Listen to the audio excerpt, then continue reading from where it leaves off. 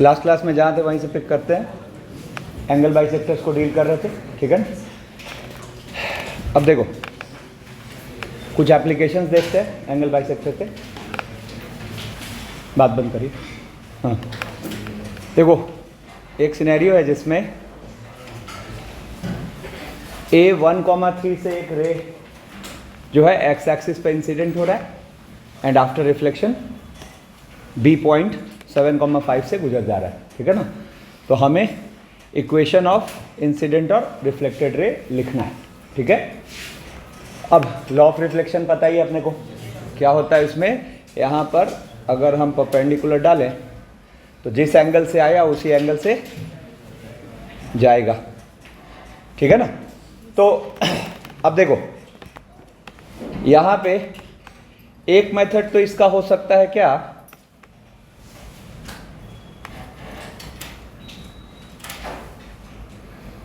भाई कोई भी लाइन की इक्वेशन हमें चाहिए होती है तो हम क्या सोचते हैं, कैसे भी करके मुझे उस पर एक पॉइंट मिले, उसका स्लोप मिले, ठीक है ना।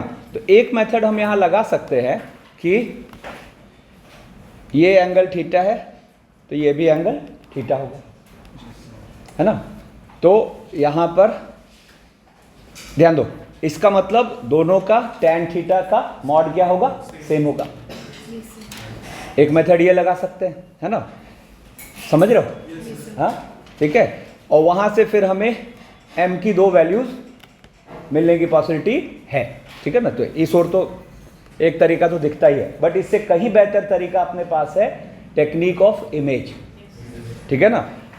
आप सोच के देखो, अगर मैं ये A1,3 की इमेज लूँगा नीचे, ठीक है ना, with respect to X axis, तो आप देखो ये इसके पीछे एक्सटेंडेड पार्ट पे जाके मीट करेगा, या फिर B की इमेज लूँगा with respect to X axis तो वो इसके एक्सटेंडेड पार्ट पे मीट करेगा, ठीक है। मतलब कहने का, एक सेकेंड रुकना, मतलब मैं क्या कह रहा हूं कि आप इसके एक्सटेंडेड पार्ट को इधर खींचो, है ना, इधर खींचो, तो यहां पर इसकी जो इमेज है वो कहां जाएगी, इसकी जो इमेज है वो यहां पे आके गिरेगी, ठीक है ना।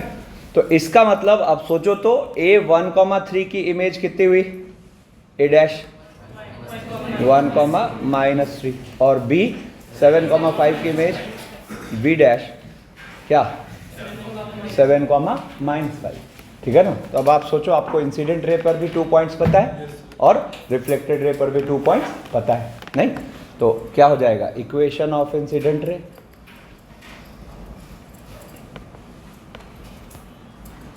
इक्वेशन ऑफ इंसिडेंट रे क्या हो जाएगा 2 पॉइंट फॉर्म में, y-3 और इक्वल्स टू 3 + 5 अपॉन 1 - 7 इंटू, और इक्वेशन ऑफ रिफ्लेक्टेड रे, इक्वेशन ऑफ रिफ्लेक्टेड रे y + 3 या y - 5 कुछ भी, तो y + 3 इक्वल्स टू 5 + 3 अपॉन और इंटू x - 1, ठीक है। नेक्स्ट क्वेश्चन है, एक बिलियर्ड्स टेबल है जो कि इस डायमेंशन का है 10 × 7, ठीक है ना। अब उसमें एक पॉइंट A पर बॉल था, बॉल को हिट किया गया। अच्छा, बिलियर्ड्स टेबल हो या कैरम बोर्ड हो, ये सब लॉ ऑफ रिफ्लेक्शन फॉलो करते हैं, ठीक है ना। तो बॉल को जब A1,5 से हिट किया गया तो वो पाथ उसका ऐसा है, गया सामने वाले दीवार से, मतलब सामने वाली वॉल से अपने C पर टकराया, फिर वहाँ से टकरा के फिर बगल वाली दीवार पे D पर गया और फिर टकरा के आके 8,2 पर रुक गया, ठीक है ना। तो कह रहा है क्वेश्चन कि find the coordinates of C and D। Same technique क्या होगा, यहाँ पर आप सोचो, अगर मैं यहाँ पर इसको पीछे एक्सटेंड करूँगा इसको पीछे एक्सटेंड करूंगा और ए की इमेज ले लूं with respect to this line, A की इमेज ले लो with respect to this line, ठीक है ना। तो ये हो गया ए डैश। अच्छा, x इक्वल टू समथिंग, अरे ध्यान दो, x इक्वल टू समथिंग या y equal to something type की जो लाइन होगी उसके लिए इमेज का कोई फॉर्मूला निकालने की जरूरत नहीं है, वो तो नॉर्मल ज्योमेट्री से डील हो जाना है। अब सोचो 7 y इक्वल टू 7 लाइन से ये कितना यूनिट नीचे है, a1,5 2 यूनिट, तो इमेज कहाँ जाएगा, 2 यूनिट ऊपर। तो आपको a डैश क्या फील हुआ, 1,9। और बिल्कुल सिमिलर टेक्निक से मैं अगर इसको इधर एक्सटेंड करता हूं, और इसकी इमेज ले लूं विथ रेस्पेक्ट टू 10,0, नहीं, तो ये वाले जो पॉइंट का कोऑर्डिनेट आएगा b dash, it will be 12,2। तो अब अगर देखा जाए तो CD से पास करने वाली लाइन पर हमें 2 पॉइंट्स पता है, तो हम यहां से सीधा therefore equation of line through CD, line through C, D क्या लिख सकते हैं, y minus 9 equals to 9 minus 2 और अपॉन 12 माइनस 1 और इनटू x माइनस 1। अब हमें यहाँ C और D के कोऑर्डिनेट्स चाहिए, तो देखो C पर y की वैल्यू 7 है और D पर x की वैल्यू 10 है। तो जैसे देखो, जैसे ही मैंने इसमें y को 7 डाला तो ये क्या हो गया ज़रा देखना, -2 equals to 7/11 into x minus 1, क्या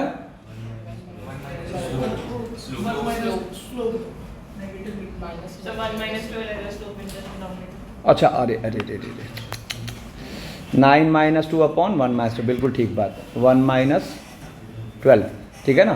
तो ये अपने पास कितना आ गया, -7/11। तो जैसे हमने y को 7 डाला तो x कितना हो जाएगा अपने पास, 22/7 + 1। तो देयरफॉर हम यहाँ से C के कोऑर्डिनेट्स कह देंगे 29/7,7। और बिल्कुल उसी तरीके से जैसे ही हम इसमें x की जगह 10 डालते हैं तो y माइनस 9 और इक्वल्स टू -7/11 और इंटू 9, ठीक है ना। तो y यहाँ से कितना हो गया, तो +99 -63 और अपॉन 11, ठीक है ना। तो 99 - 63 अपॉन 11 कितना हो गया, 36/11, है ना। तो देयरफॉर यहाँ से हम D के कोऑर्डिनेट्स क्या बोल देंगे, 10, ठीक है। अब चलो, अब नेक्स्ट क्वेश्चन है, find the equation of the reflected ray. इसमें मिरर का काम कौन कर रहा है, 3x - 2y - 5, ठीक है ना। और इंसिडेंट रे है x - 2y - 3 = 0। अरे ध्यान दो, ठीक है। तो अब देखो, अब यहां फिर से मैं कह रहा हूं, यहां पर वो tan थीटा वाले टेक्निक तो कामयाब है। जैसे एक मेथड देखो, मान लो मैं बोल रहा हूं यहां पर थीटा, तो ये भी होगा, थोड़ा सा इसको सही फिगर करना। मान लो मैंने बोला कि वो ये एंगल थीटा है, तो ये वाला भी एंगल क्या होगा, थीटा, नहीं। और आपको इसका स्लोप क्या दिख रहा है, हाफ, मिरर का स्लोप क्या दिख रहा है, 3/2, है ना। तो अगर हम इसका स्लोप मान ले, let m be the slope of reflected ray, let m be the slope of reflected ray, then देखो यहां से हम एक चीज कर सकते हैं, tan थीटा मतलब acute angle between blue and black क्या हो जाएगा, तो m1 - m2 यानी कि हाफ, है ना, -3/2 और अपॉन 1 + m1 m2, 1 और प्लस m1 m2 का मतलब कितना हो गया, हाफ इंटू 3/2 का मॉड, और इक्वल्स टू क्या बोलेंगे, मॉड ऑफ m माइनस 3/2 और अपॉन 1 प्लस 3m/2। अब अगर देखा जाए तो यहां से m की दो वैल्यूज आएंगी, m की दो वैल्यूज आएंगी, और इंटरेस्टिंग बात यह है कि मुझे पहले से पता है कि उसमें से एक वैल्यू क्या होगी। जरा आप अंदाजा लगाओ क्या होगी, हाफ, मतलब एक हाफ और दूसरी वाली रिक्वायर्ड वैल्यू, दूसरी वाली रिक्वायर्ड वैल्यू। तो एक मेथड तो आपका ये हो गया। आप इसको प्रोसीड करोगे तो m की यहां दो वैल्यूज आएंगी, जिनमें से एक वैल्यू एक्चुअली इस लाइन का स्लोप होगी, तो दूसरी वाली अपनी इस लाइन का स्लोप होगी। तो वहां से आपको फिर ये लाइन की इक्वेशन आ गई। ठीक है, अब देखो एक मेथड ये भी हो सकता है कि हम ब्लू पर कोई भी एक पॉइंट अज्यूम कर लें, x रखे y निकाल लें। हाँ, ध्यान रखें कि वो ये वाला पॉइंट ना हो, और फिर इसकी इमेज ऐसे ले लेते हैं नीचे, और वो क्या होगी, रेड के एक्सटेंडेड पार्ट पे होगी, है ना।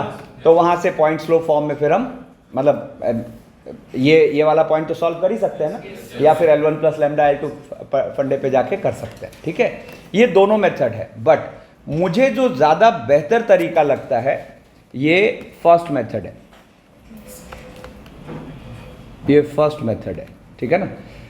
अब मुझे जो बेहतर तरीका लगता है वो ये लगता है कि मैं अपने जो ये रिक्वायर्ड लाइन है, ठीक है ना, रेड है, ठीक है ना, अपने जो रिक्वायर्ड लाइन है, देखो इस सिनेरियो को थोड़ा मैं यहां पैरेलली लिखता हूं। ये अपने पास एक काम करता है, ये अपने पास ये रेड लाइन है और ये अपने पास ये ब्लू लाइन है, ठीक है, और ये ब्लैक लाइन है। इसी का मैंने एक्सटेंडेड पार्ट लिखा है। समझ पा रहे हैं क्या सब लोग?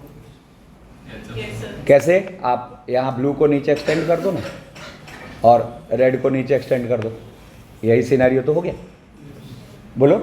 तो एक तरीके से हम इसको ये भी तो कह सकते हैं कि इसका मतलब ये जो मिरर है, ये जो मिरर है एक्चुअली वो रेड और ब्लू का one of the angle bisector है, ठीक है ना, जिसमें हमें एक तो हमें यहां ब्लू की इक्वेशन पता है, ब्लू की इक्वेशन कितनी है, और ब्लैक की इक्वेशन पता है, और हमें रेड की इक्वेशन चाहिए, ठीक है ना। तो मुझे जो ज्यादा बेहतर तरीका लगता है वो ये है, और एक्चुअली ये वाला जो तरीका है इसमें डेटा कितना भी गंदा होगा ये क्वेश्चन आराम से सॉल्व हो जाए। तो अब के बाद इसको स्टैंडर्ड फॉर्मेट में माइंड में सेट रखिए। क्या मैं यहां पे ये जो रेड वाली इक्वेशन है इसको फैमिली ऑफ लाइंस के फंडे से मान लूंगा, ठीक है ना, और मानते वक्त ये ध्यान रखूंगा, फैमिली ऑफ फंडे से मानने का मतलब L1 plus lambda times L2, है ना। तो मानते वक्त मैं ये ध्यान रखूंगा कि लैम्डा के साथ मिरर के एक्सप्रेशन को रखें, ठीक है। मतलब देखो मैं इस रेड लाइन को मानता हूं x माइनस 2y माइनस 3 और plus lambda times 3x minus 2y minus 5 equals to 0। Now the target reduces कि हम कैसे भी करके लैम्डा की वैल्यू निकाल लें, है ना। तो अब सुनो सेकेंड मेथड जो कि मोर सूटेबल मेथड है। हम क्या करेंगे, अब हम चाह रहे हैं कि लैम्डा की वैल्यू मिले, है ना, तो हम क्या करेंगे, इस पर कोई भी एक आर्बिट्ररी पॉइंट फील कर लेंगे अल्फा बीटा, इस पर मिरर पर, और अगर ये मिरर पर है तो यहां से इस पर परपेंडिकुलर और यहां से ये दोनों क्या होने चाहिए, सेम होने चाहिए, ठीक है ना। तो अब आप दोनों लाइन पर लेंथ ऑफ परपेंडिकुलर इक्वेट करो। तो इक्वेट करोगे तो फॉर्मूला लगाते हैं, जरा देखना। तो आया 3L सॉरी एल्फा, रेड वाले पे परपेंडिकुलर डाल रहे हैं, alpha minus 2 beta minus 3 plus lambda 3 alpha minus 2 beta minus 5 का मॉड, और नीचे क्या हो जाएगा, रूट के अंदर 1 प्लस 3 लैम्डा का स्क्वायर, है ना, और प्लस 2 प्लस 2 लैम्डा का स्क्वायर। बोलो है ना, ठीक है। और राइट साइड फिर हम अल्फा बीटा से ब्लू लाइन पे परपेंडिकुलर डालते हैं, तो अल्फा बीटा से ब्लू लाइन पे परपेंडिकुलर डालोगे तो क्या होगा, mod of alpha minus 2 beta minus 3 और अपॉन रूट के अंदर 1 + 4, ठीक है ना। अच्छा, अब एक बार को अभी ये लुक में क्या लग रहा है कि ये तो बहुत बेकार कैलकुलेशन देगा, बट ऐसा नहीं है। एक्चुअली क्या है, जिस वक्त आपने माना था कि अल्फा बीटा इस लाइन पर है तो ये अल्फा बीटा को सेटिस्फाई भी तो कर रहा है, नहीं तो सेटिस्फाई कर रहा है, मतलब ये वाला पार्ट क्या है, 0 है ना।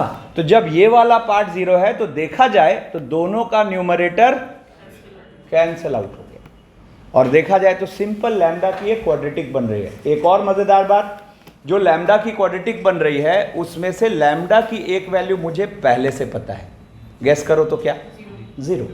क्यों, क्योंकि लैम्डा को 0 लेने से आपको खुद ये वाली एक लाइन मिलेगी, तो दूसरी जो नॉन जीरो वैल्यू होगी उससे अपनी ये वाली लाइन आ जाएगी। तो देखो यहां पर क्या हुआ, नाउ द क्वेश्चन रिड्यूसेस कि बेसिकली रूट दोनों तरफ गया, स्क्वायरिंग हो गई, और क्या लिखोगे अगले स्टेप में, तो ये हो गया 9 lambda square plus 4 lambda square और प्लस 6 लैम्डा और प्लस 8 लैम्डा, और देखो 1 + 4 और उधर भी 1 + 4 क्या हो गया, 0, ठीक है ना। तो यहां से 1 लैम्डा तो उड़ गया, तो यहां से फाइनली 13 लैम्डा स्क्वायर है ना, और प्लस 14 लैम्डा 0। तो देयरफॉर हमें जो लैम्डा चाहिए वो एक्चुअली कौन सी वाली हुई, -14/13। तो इस सिनेरियो में जो सेकंड मेथड है इसका इस बात से मतलब सॉल्विंग पे फर्क ही नहीं पड़ेगा कि कितना गंदा डेटा है। इनफैक्ट मैं यहाँ पे एक लाइन मान लूँ ये ब्लैक वाली को a1x + b1y + c1 = 0, blue line को मान लूँ a2x + b2y + c2 = 0, तो भी मैं ये रेड लाइन की इक्वेशन इस मेथड से निकाल लूँ। तो सोचो, मतलब आर्बिट्ररी टर्म्स में भी हम निकाल सकते हैं, ठीक है ना। तो अब के बाद इसको स्टैंडर्ड सिनेरियो की तरह माइंड में सेव रखिए, कभी भी हमें मतलब इंसिडेंट या रिफ्लेक्टेड रे में से कोई एक दे दिया है और मिरर की इक्वेशन दे दी है, तो दूसरा वाला जो निकालना है वो इस टेक्निक से निकाल लेना है। इसमें हम ध्यान क्या रख रहे हैं, लैम्डा के साथ किसको रखते हैं, मिरर के एक्सप्रेशन को। इसका फायदा क्या होता है, ये दोनों तरफ न्यूमरेटर कैंसिल है, ठीक है। चलो फिर इसके बाद एक और मजेदार सिनेरियो में एंटर करना चाह रहे हैं, उससे पहले ये वाली बात देखो, और यहां एक दो और इंटरेस्टिंग बातें बताऊंगा। देखो क्वेश्चन क्या कह रहा है, find the equation of the line passing through 3,2 and making an angle of 60 degree with the line x + √3y + 3√3 = 0। देखो यहाँ पे क्या सिनेरियो है, एक लाइन है जिसकी इक्वेशन है x + √3y + 3√3 = 0, ठीक है, और एक पॉइंट है 3,2, एक पॉइंट है 3,2 जिससे इस लाइन पर 60 डिग्री पर इंक्लाइंड लाइंस की इक्वेशन हमें चाहिए, ठीक है ना। कितनी लाइंस फील हो रही हैं, 2, ठीक है ना, एक ऐसे है ना,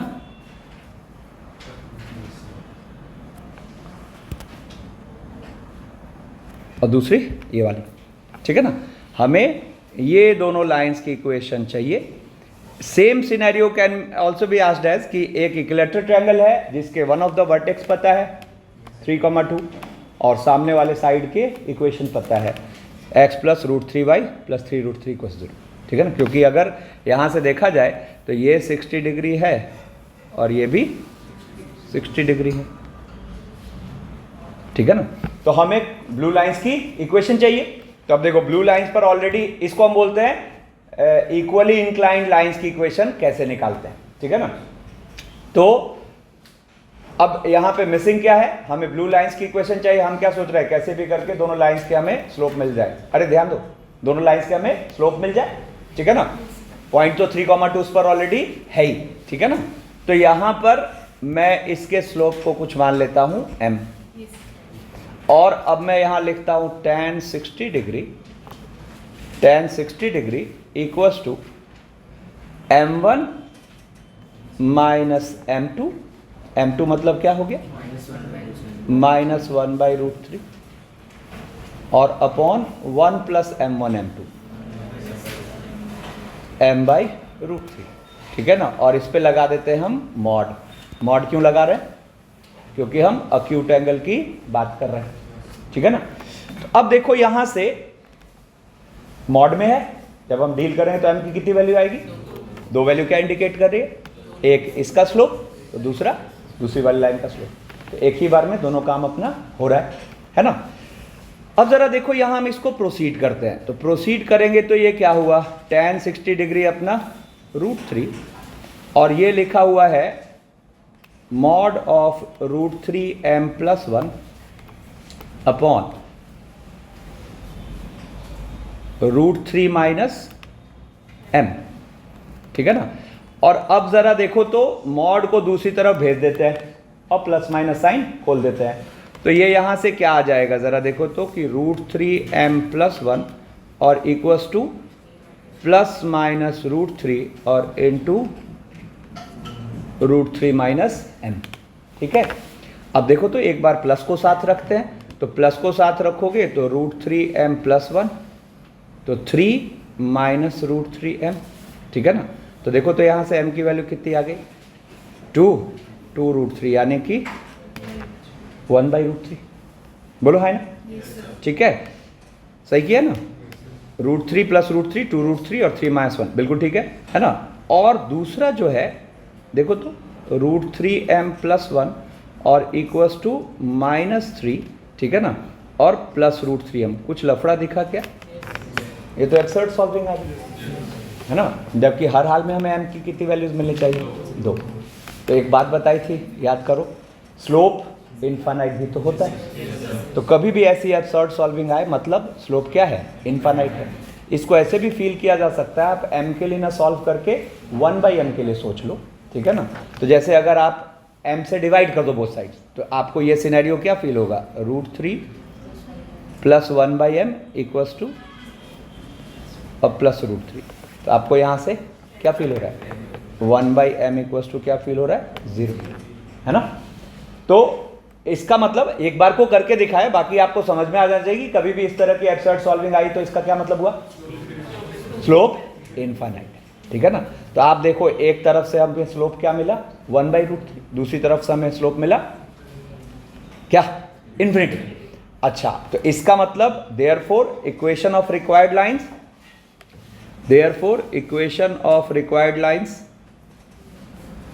रिक्वायर्ड लाइंस। अब देखो एक तो हो गया y - 2 equals to 1/√3 into x - 3। अच्छा, जब स्लोप इनफाइनाइट है मतलब लाइन का पैटर्न क्या होगा? x = something. स्लोप इनफाइनाइट मतलब लाइन का पैटर्न x = समथिंग, और x = समथिंग में समथिंग का काम कौन कर देगा? 3। तो यहां से दूसरी वाली लाइन हम सीधा सीधा क्या लिख सकते हैं? x = 3, ठीक है। अब यहां पे पहले तो अरे ध्यान दो, अब पहले तो इसको भी एक स्टैंडर्ड सिनेरियो की तरह माइंड में सेट करो कि एक लाइन की इक्वेशन गिवन है, ठीक है ना। बेसिकली स्टैंडर्ड सिनेरियो क्या हुआ कि एक आइसोसेलेस ट्रायंगल है, एक आइसोसेलेस ट्रायंगल है जिसके बेस की इक्वेशन गिवन है और सामने वाले वर्टेक्स के कोऑर्डिनेट्स नोन है, और बेस एंगल क्या होगा वो पता है ना। तो हम जो इक्वल साइड्स हैं उनकी इक्वेशन इस मेथड से निकाल सकते हैं। क्लैरिटी बोलो ना, ये ना हुआ? अरे 60 डिग्री के जगह एंगल चेंज कर दो, 30 डिग्री कर दो। नहीं तो 30 डिग्री करोगे तो फिर वहां पे m का डेटा चेंज होगा। तो यहां से हमने क्या सीखा कि एक आइसोसेलेस ट्रायंगल है जिसके बेस की इक्वेशन पता है, सामने वाले वर्टेक्स की कोऑर्डिनेट्स पता है, तो रिमेनिंग 2 साइड्स को इस टेक्निक से निकाला जा सकता है, ठीक है। अब जरा देखो सेम क्वेश्चन को मैं आपको एक तरीके से और पूछ के दिखाता हूं। अरे क्या कर रहा है? एक भी मोमेंट मत मिस करो, अभी एकदम इंपॉर्टेंट चीजें चल रही है। देखो सेम सिनेरियो को मैं एक और अलग तरीके से पूछ के दिखाता हूं, ठीक है। अब यहां क्वेश्चन क्या कह रहा है कि एक पॉइंट है 3,2, है ना, और एक लाइन है x + √3y + 3√3 = 0। अब 3,2 से 60 डिग्री पर हमने 2 लाइंस बना ली सामने, मतलब जो लाइन गिवन है उसके साथ, है ना, और इससे एक ट्रायंगल बना, है ना। हमें इस ट्रायंगल का एरिया चाहिए, हमें इस ट्रायंगल का एरिया चाहिए। फिर से सुनो, क्वेश्चन क्या है, 3,2 एक पॉइंट है, x प्लस √3y प्लस 3√3 को 0 एक लाइन है, 3,2 से 60 डिग्री एंगल बनाता हुआ दो लाइंस हमने ड्रॉ कर लिया जिससे एक ट्रायंगल बना है, और हमें ये बनी हुई ट्रायंगल का एरिया चाहिए। क्या थॉट आ रहा है माइंड में? हाँ हाँ, फिर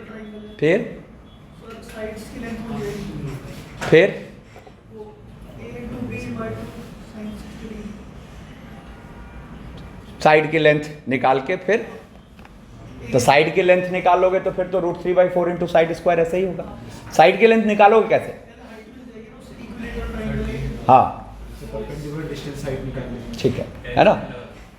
अब पता है ये तरीका जो है ये आपको कंफ्यूज करने की क्या कोशिश कर रहा है कि आप सेम टेक्निक से पहले लाइंस निकालो और फिर कोऑर्डिनेट्स निकालो, जबकि आपने सही पकड़ा, हम यहां पे हाइट की हेल्प लेंगे, ठीक है ना। अब सुना मेरी बात बहुत ध्यान से, यहां पर कभी भी ऐसा सिनेरियो है कि आइसोसेलेस ट्रायंगल का वर्टेक्स पता है, केयरफुली, आइसोसेलेस ट्रायंगल का वर्टेक्स पता है, ठीक है ना, और आपको मतलब बेस एंगल्स पता है और बेस की इक्वेशन पता है, और ऐसे आइसोसेलेस ट्रायंगल का एरिया अगर चाहिए तो आप जैसे यहां पे परपेंडिकुलर गिराओगे, ठीक है ना, ये जैसे ही परपेंडिकुलर गिराओगे, है ना, तो ये लेंथ तो आपको h पता होगा, बोलो ना, तो h पता होगा, और इनफैक्ट ये एंगल पता होगा, ये एंगल पता होगा, है ना। तो इससे हमें, अगर ये तो इक्विलैटरल है अपनी जगह, अगर आइसोसेलेस होता तो क्या करते? तो इस एंगल के थ्रू ये साइड की लेंथ आ गई, बोलो, और ये साइड की लेंथ जो आई वही इस साइड की लेंथ आई, और वहां से हाफ AB sin C, तो हाफ AB sin C मतलब क्या हो गया? हाफ AB और साइन दिस, तो आपको बिना वर्टिसेस सॉल्व करे एरिया मिल गया, बोलो है ना। ये कब थॉट आएगा? जब आइसोसेलेस ट्रायंगल है और आपको वर्टेक्स पता है, बेस पता है और एरिया चाहिए, है ना। अब यहां पे क्या है, दो सिनेरियो है जो कई बार फ्रीक्वेंटली यूज होते हैं, तो उसको क्यों ना हम एक स्टैंडर्ड फॉर्मेट में माइंड में सेट कर ले। देखो अब वो स्टैंडर्ड फॉर्मेट क्या, कि जरा सोचो तो कि आपको एक इक्विलैटरल ट्रायंगल है, सॉरी, एक इक्विलैटरल ट्रायंगल है, मान लो ABC, ठीक है ना, जिसमें अपने यहां से इस पर डाले गए परपेंडिकुलर की लेंथ है h, ठीक है। तो ये h है, तो ये अपने पास क्या हुआ? 60 डिग्री। तो यहां से यहां तक की जो लेंथ होगी वो क्या होगी? परपेंडिकुलर से बेस की ओर आ रहा है, परपेंडिकुलर से बेस की ओर आ रहा है, तो कॉट, तो h cot 60, ठीक है ना। तो अब यानी कि वन ऑफ द साइड की लेंथ मिल गई, मतलब देयरफॉर यहां से BC equals to 2h cot 60 degree. तो अब आप देखो, अगर साइड की लेंथ आ गई है तो हम इस एरिया को √3/4 इंटू साइड स्क्वायर से भी लिख सकते हैं, है ना, और half into base into height से भी लिख सकते हैं, तो जैसे चाहो वैसे लिख लो।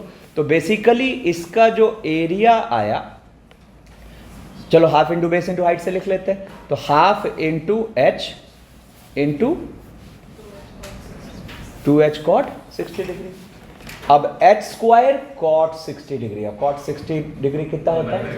1/√3, तो इसका मतलब h स्क्वायर बाई √3। तो अब इसको स्टैंडर्ड सिनेरियो की तरह माइंड में रख लीजिए, ठीक है ना। दो बातें सुनो, दो बातें, एक तो किसी इक्विलैटरल ट्रायंगल का ऑल्टीट्यूड हमें पता है, ये तो सारे ऑल्टीट्यूड सेम ही होंगे, तो किसी इक्विलैटरल ट्रायंगल का अगर ऑल्टीट्यूड हमें पता है तो साइड की लेंथ हो गई 2h cot 60 डिग्री, है ना, और उस इक्विलैटरल ट्रायंगल का एरिया हो गया h स्क्वायर बाई √3, ठीक है। एक और सिनेरियो है, ये भी कई बार यूज होता है, एक हमने राइट आइसोसेलेस ट्रायंगल बना लिया जिसमें ए बी सी और ए बी इक्वल्स टू क्या है, बी सी है। अब राइट आइसोसेलेस का मतलब दिस एंगल इज 45 डिग्री। अरे बोलो ना, ठीक है। अब अगर यहां पर देखो तो ये वाली ऑल्टीट्यूड अगर हमें पता है h, ठीक है ना, तो चूंकि 45 डिग्री है, 45 डिग्री है तो ये भी h हो गया, ये भी h हो गया, नहीं? तो यहां पर अगर हम इसके एरिया की बात करें तो ये हो गया half into 2h into h, यानी कि h², है ना। तो अब ये जो ऊपर सिनेरियो था, ये सेम सिनेरियो में अगर एंगल 60 डिग्री है तो हम इस एरिया को सीधा लिख लेंगे h²/√3, और 60 डिग्री के बजाय अगर एंगल 45 डिग्री है तो हम उस एरिया को सीधा लिख लेंगे h², ठीक है ना। अब जैसे देखो, बिल्कुल उसी तरीके से यहाँ पे दो क्वेश्चन में फ्रेम कर दिया।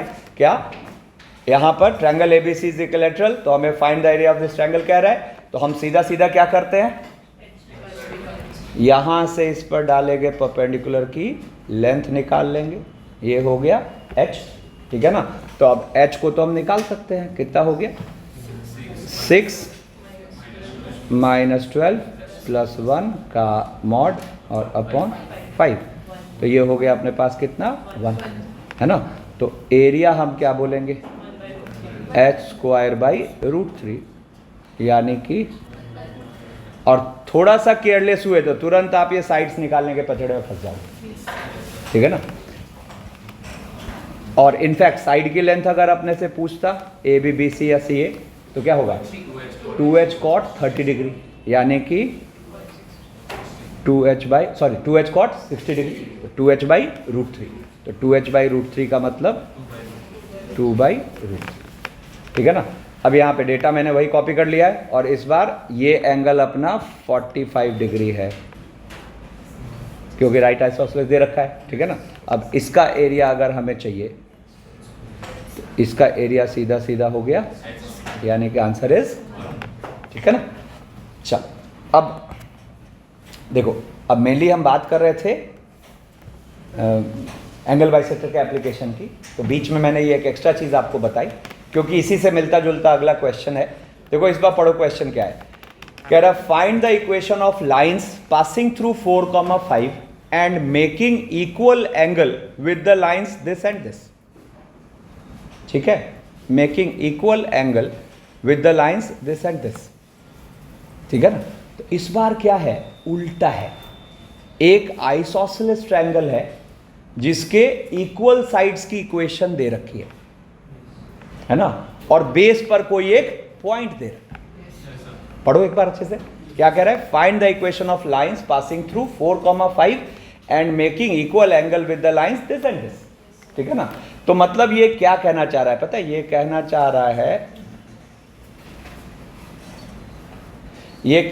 रहा है कि एक इक्विलैटरल ट्रायंगल है जिसमें साइड्स की इक्वेशन गिवन है। एक साइड है अपने पास 3x - 4y - 7 = 0, दूसरी साइड गिवन है 12x - 5y + 6 = 0, और बेस पर अंदर या बाहर कहीं कोई पॉइंट है 4,5। देखो ना 4,5 दोनों में से किसी लाइन पर सेटिस्फाई नहीं कर रहा, ठीक है ना, समझ रहे हो? yes, ठीक है। तो अच्छा, इक्वल एंगल, और यहां एंगल नहीं दे रखा है, ये थीटा थीटा सेम, ठीक है। तो क्वेश्चन क्या कह रहा है, बेस की इक्वेशन बताना है ना। तो इसको कैसे टैकल करें, इस सिनेरियो को कैसे टैकल करें। अब अगर आपके माइंड में आता है कि हम बेस के स्लोप को m मान लेते हैं, है ना, और tan थीटा इक्वेट करते हैं, ठीक है ना, तो ये आप कैलकुलेशन में जा रहे हैं, है ना, क्योंकि m दोनों जगह इन्वॉल्व है। तो पहले तो 4 पॉसिबिलिटी बनेगी, नहीं समझ रहे हो, मॉड लगाया तो एक तरफ देखो, जैसे लेफ्ट इधर वाली लाइन का स्लोप कितना हुआ 3/4, दूसरी वाली का क्या हुआ 12/5, है ना। चलो एक बार को लिख देता हूं मैं, अगर आप इस टेक्निक से करोगे तो आप tan थीटा को क्या कहोगे, मान लेते हैं इसका स्लोप m, इसका स्लोप मान लेते हैं m, तो क्या कहोगे m माइनस 3/4 और अपॉन 1 प्लस 3m/4 का मॉड, और फिर इक्वस टू क्या हो जाएगा m माइनस 12/5 और अपॉन 1 प्लस 12m/5, ठीक है ना। अब फिर दोनों तरफ मॉड को भेज के बेसिक मैथ्स में करते थे ना ऐसा, ठीक है ना, स्क्वायरिंग करेंगे, फिर एक तरफ लाएंगे a plus B into A minus B, और वहाँ से कुछ आएंगे कुछ रिजेक्ट होंगे, क्योंकि मुझे पहले से पता है कि यहाँ पे 2 लाइंस पॉसिबल हैं। आप में से कितने लोगों को 2 लाइंस दिख रही हैं, कितने को 2 से ज़्यादा दिख रही है? 2 से ज़्यादा दिख रही, क्योंकि यहाँ 4 आता दिख रहा है, नहीं तो कहोगे ना सर आपको पहले से क्या पता, ये तो सॉल्विंग है, ये तो सॉल्विंग है, ठीक है ना। चलो अभी इसका जवाब मिलेगा। तो एक मेथड तो ये है जिसको हम प्रेफर नहीं करेंगे। बस हो गया, बोले जा रहा है। देखो अब एक फंडा सोचो कि मान लो एक आइसोसेलेस ट्रायंगल हम बनाते हैं,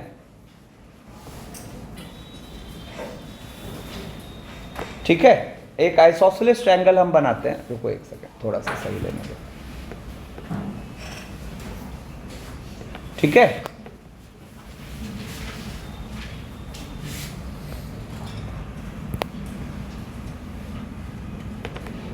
मान लो ये एक आइसोसेलेस ट्रायंगल है, ठीक है, 3 लाइन से हमने एक आइसोसेलेस ट्रायंगल बनाया। अब मैं जो इक्वल वाले साइड्स हैं, है ना, उनके बीच जो एंगल बन रहा है उसका बाइसेक्टर ड्रॉ करता हूं, ठीक है ना। तो उसका जब बाइसेक्टर ड्रॉ करूंगा तो एक मजेदार बात यहां होगी, एक बाइसेक्टर तो उस साइड से परपेंडिकुलर होगा और दूसरा बाइसेक्टर उससे पैरेलल होगा, ठीक है ना, क्वाइट ऑब्वियस प्रॉपर्टी, ठीक है ना। ये यहां पर क्या गिरेगा, परपेंडिकुलर, ठीक है ना। इसी प्रॉपर्टी का हम इस क्वेश्चन को सॉल्व करने में फायदा उठाएंगे, ठीक है ना। अब देखो मैंने क्या करा, ध्यान सुना, ये अपने पास ये वो 2 लाइंस थी, ठीक है ना, एक अपनी 3x minus 4y minus 7 equal to 0 line थी, और दूसरी 12x minus 5y plus 6 equal to 0 line थी, ठीक है ना। और मैं क्या कह रहा हूं, अपनी ये जो पॉइंट है 4,5 वो कहीं तो होगी। अब मान लेते हैं यहां पर है वो a4,5, ठीक है, तो इस जगह वो a4,5 पॉइंट है ना। अब हम वैसी लाइंस पता करना चाह रहे हैं जो कि इन दोनों ब्लैक लाइंस से इक्वली इंक्लाइंड भी हो, ठीक है ना, और a4,5 से पास भी कर रही हो, ठीक है। तो जरा देखना, तो मैं एक लाइन बना रहा हूं,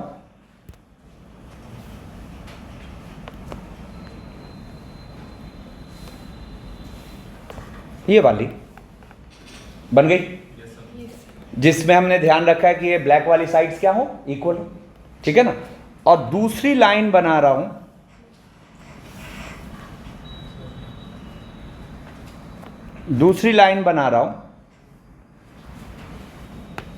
रुको थोड़ा सा,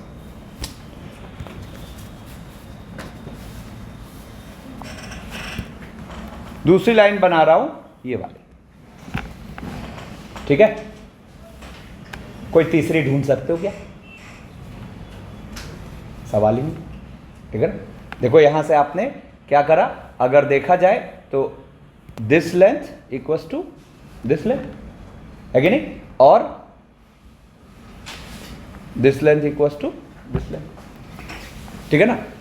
तो अच्छा, चूंकि आप आइसोसेलेस ट्रायंगल बना रहे हो, तो अब एक और मजेदार बात सुनो कि यहां जब इसके एंगल बाइसेक्टर आप ड्रॉ करोगे, जब आप इसके एंगल बाइसेक्टर ड्रॉ करोगे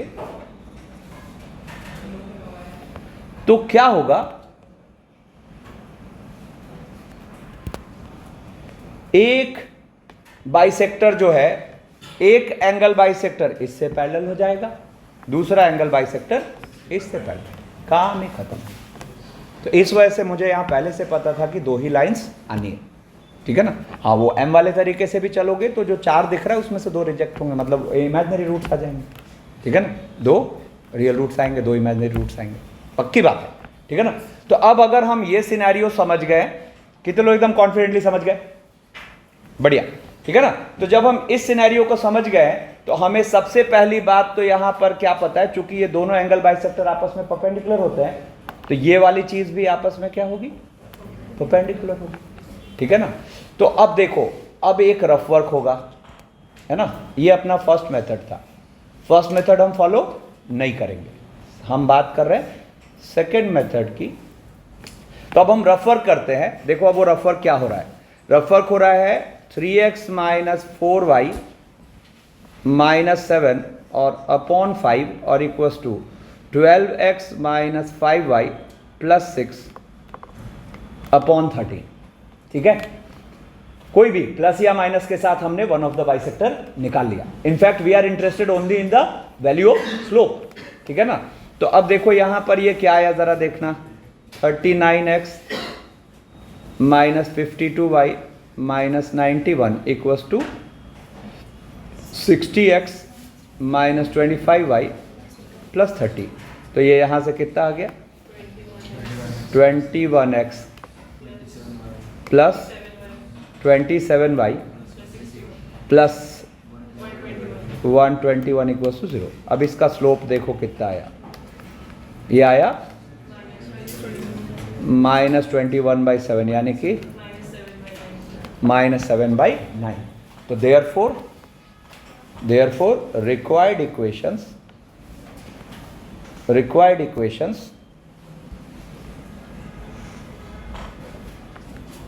आर, क्या पॉइंट तो पता ही था, स्लोप यहां से मिल गया। अच्छा, एक मिला -7/9, तो दूसरा क्या मिलेगा 9/7। तो हम बोलेंगे एक तो y minus 5 equals to -7/9 into, है ना, और दूसरा y minus 5 equals to 9/7 into x minus 4। तो ये भी एक स्टैंडर्ड सिनेरियो है, इसको भी माइंड में रखिएगा, ठीक है ना।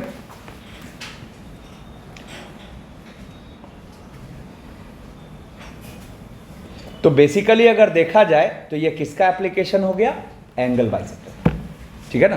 तो 2 बातें यहां से हमने सीखी, एक तो lines equally inclined with a given line, और 2 गिवन लाइंस और उसके साथ एक line equally inclined. First scenario क्या था, lines equally inclined to a given line. Second scenario क्या है, 2 गिवन लाइंस और हमें तीसरी लाइन चाहिए जो उनके साथ इक्वली इंक्लाइंड, ठीक है ना। ज्यादा इंटरेस्टिंग सिनेरियो कौन सा है, सेकेंड वाला। और ये थॉट नहीं आएगा तो आप घटिया सॉल्विंग में चले जाओगे, ठीक है ना। तो इसको आपके बाद माइंड में सेव रखिएगा। कितने लोग अच्छे समझ गए, बहुत बढ़िया, ज्यादातर लोग समझ गए। अब देखो कुछ और इंटरेस्टिंग एप्लीकेशन। अच्छा, इस पे एक चीज एकदम से मुझे थॉट आया, मैं बोल के छोड़ता हूं, केयरफुली सुनना बहुत ध्यान से। मान लो कि आपको एक ट्रायंगल के तीनों, ये मैं लिखाऊंगा नहीं, बोल के छोड़ रहा हूं, घर पे मतलब कहीं भी इंक्लूड कर लेना नोट्स में। एक ट्रायंगल है जिसके तीनों साइड्स की इक्वेशन गिवन है। अच्छा, इतना तो अब समझ में आने लगा कि साइड्स की इक्वेशन गिवन होना और वर्टिसेस गिवन होना ये 2 अलग सिनेरियो है, दोनों में माइंडसेट का फर्क होता है, ठीक है ना। तो मैंने आपको एक ट्रायंगल के, चलो पहले तो ट्रायंगल के तीनों वर्टिसेस दे दिए और कोई पर्टिकुलर इंटरनल एंगल बाइसेक्टर निकालने कहा, तो वहां पे हम वो फंडा यूज कर लेंगे कि कोई भी इंटरनल एंगल बाइसेक्टर सामने वाले साइड को बाकी 2 साइड्स के रेशियो में बांटता है। फॉर एग्जांपल मान लो ABC है ना, और आपको A से इंटरनल एंगल बाइसेक्टर चाहिए। अब सामने उसने D पर काटा, तो आपको BD/DC पता है, BD/DC पता है, AB/AC। तो वहां से हम इंटरनल डिवीजन से पहले D निकाल लेंगे और हमें उस लाइन पर कितने पॉइंट्स पता है, 2। हम ऐसा क्वेश्चन कर चुके हैं। यहां नया सिनेरियो क्या दिया मैंने कि एक ट्रायंगल में आपको तीनों साइड्स की इक्वेशन पता है ना, और आपको वहां कोई एक पर्टिकुलर इंटरनल एंगल बाइसेक्टर चाहिए। ठीक है, तो अब आप सोचो तो यहां आपका काम बढ़ गया, आपको हर हाल में तीनों वर्टिसेस सॉल्व करना पड़ेगा, है कि नहीं? हाँ, तुम्हें कैसे पता कि ट्रायंगल अक्यूट एंगल्ड ही है या ऑब्ट्यूस एंगल्ड ही है? जस्ट इक्वेशन ऑफ साइड्स देख के तुम्हें कैसे पता है? अरे बात समझे? तो हमें तो पता ही नहीं कौन सा इंटरनल एंगल कैसा है, बोलो। या चलो और बेस से स्टार्ट करते हैं। मैंने कहा एक ट्रायंगल की तीनों साइड्स की इक्वेशन गिवन है, तीनों साइड्स की इक्वेशन गिवन है, उसका नेचर पता करिए कि वो अक्यूट एंगल ट्रायंगल है कि ऑब्ट्यूस एंगल ट्रायंगल है कि राइट एंगल ट्रायंगल है। तो राइट एंगल तो दिखता है, अक्यूट ऑब्ट्यूस कैसे दिखेगा? अक्यूट ऑब्ट्यूस कैसे दिखेगा? ठीक है ना? तो अब सुनो मेरी बात, आप वहां तीनों लाइंस को एक्स वाई प्लेन पर ट्रेस कर लीजिए, कर लिया? ठीक है ना? तो जैसे ही एक्चुअल ट्रेसिंग पे गए, एक्चुअल ट्रेसिंग में एक रफ आइडिया लेना होता है कि कौन सा लाइन का पोजीशन क्या है, ठीक है ना? तो आप याद करो, मैंने आपको एक्चुअल वाला एंगल का टैन लिखना सिखाया था, वो एंटी क्लॉकवाइज एरो चला के, वो एंटी क्लॉकवाइज एरो जिसकी ओर पॉइंट करेगा उसका स्लोप आगे लिखेंगे। तो आप सोचो, जैसे ही लाइन की एक्चुअल ट्रेसिंग करोगे तो आपको tan θ1 मिल गया, tan θ2 मिल गया, tan θ3 मिल गया। अगर ट्रायंगल अक्यूट है तो तीनों tan की वैल्यू क्या आएगी? पॉजिटिव आएगी कि नहीं? ठीक है ना? लेकिन अगर ट्रायंगल ऑब्ट्यूस है तो उन तीन में से कोई एक तो आएगा नेगेटिव, बाकी दो आएगा पॉजिटिव। तो पहले तो इसको एकदम स्टैंडर्ड सिनेरियो की तरह माइंड में सेव करो कि अगर एक ट्रायंगल के तीनों साइड्स की इक्वेशन गिवन है तो हम उसको अक्यूट है कि ऑब्ट्यूस है कैसे पकड़ेंगे। तो समरी, एक्चुअल ट्रेसिंग पे चले जाओ, है ना? और जो ट्रायंगल बना उसमें हर इंटीरियर एंगल पे एंटी क्लॉकवाइज एरो चला दो, है ना? और tan का फॉर्मूला लगा दो। एरो जिसकी ओर पॉइंट कर रहा है वो आगे लिखा जाएगा, दूसरा वाला बाद में, ठीक है ना? तो ये प्रोसेस होता है जिससे हम पकड़ लेते हैं कि कोई ट्रायंगल अक्यूट एंगल्ड है कि ऑब्ट्यूस एंगल्ड है, ठीक है ना? अब यहां बहस क्या हो रही थी कि एक ट्रायंगल है जिसके तीनों साइड्स की इक्वेशन गिवन है और हमें कोई एक पर्टिकुलर इंटरनल एंगल बाइसेक्टर चाहिए, या फिर मान लो इन सेंटर ही चाहिए, हो सकता है इन सेंटर निकालने कहते हैं, है ना? तो फिर से हम एक्चुअल ट्रेसिंग पे चले जाएंगे, है ना? अब देखो मजेदार क्या है, जैसे ही आप लाइंस तीनों एक्चुअल ट्रेसिंग पे लेके जाओगे तो आपके ट्रायंगल बन के तैयार है, ठीक है ना?